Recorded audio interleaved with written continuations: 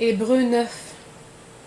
En vérité, la première alliance avait aussi des ordonnances concernant le service divin et un sanctuaire terrestre, car il fut construit un premier tabernacle appelé le lieu saint, dans lequel était le chandelier et la table et les pains de proposition.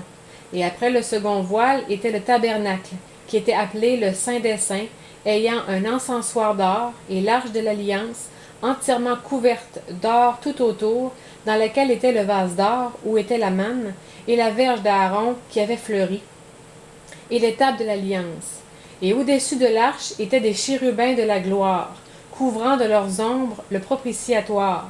Ce n'est pas le moment de parler en détail là-dessus.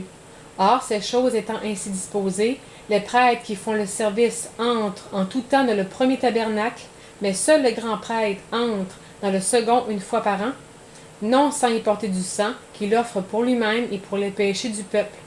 Le Saint-Esprit faisant connaître par là que le chemin du Saint des Saints n'était pas encore manifesté, tandis que le premier tabernacle était encore debout, lequel était une figure destinée pour le temps présent, durant lequel étaient offerts des offrandes et des sacrifices qui ne pouvaient pas sanctifier la conscience de celui qui faisait le service, ordonné seulement en aliments et en breuvages, en diverses ablutions et en des cérémonies charnelles jusqu'au temps de la Réforme. Mais Christ est venu comme grand prêtre des bonnes choses à venir.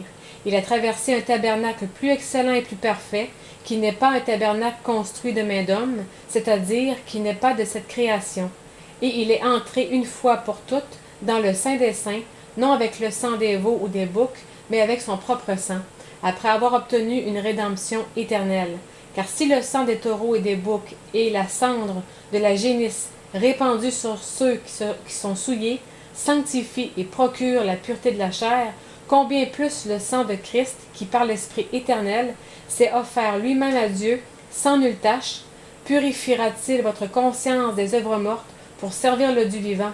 C'est pourquoi il est le médiateur de la nouvelle alliance, afin que, la mort étant intervenue pour la rançon des transgressions commises sous la première alliance, ceux qui ont été appelés reçoivent l'héritage éternel qui leur a été promis.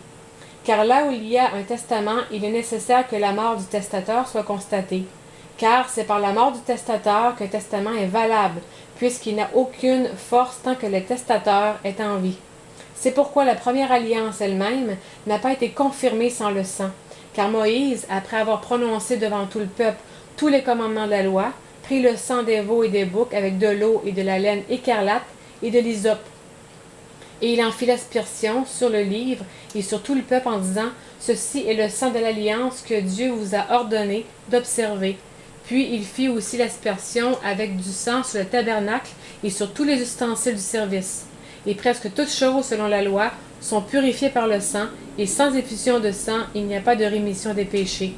Il a donc fallu que les choses qui représentaient celles qui sont aux cieux soient purifiées par de telles choses, mais que les célestes le soient par des sacrifices plus excellents que ceux-là.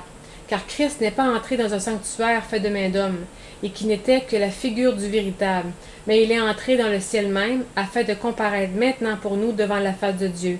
Et ce n'est pas pour s'offrir lui-même plusieurs fois qu'il y est entré, ainsi que le grand prêtre entre dans le Saint des Saints chaque année avec un autre sang. Autrement, il aurait fallu qu'il ait souffert plusieurs fois depuis la création du monde. Mais maintenant, à l'achèvement des âges, il apparut une seule fois pour l'abolition du péché par son sacrifice.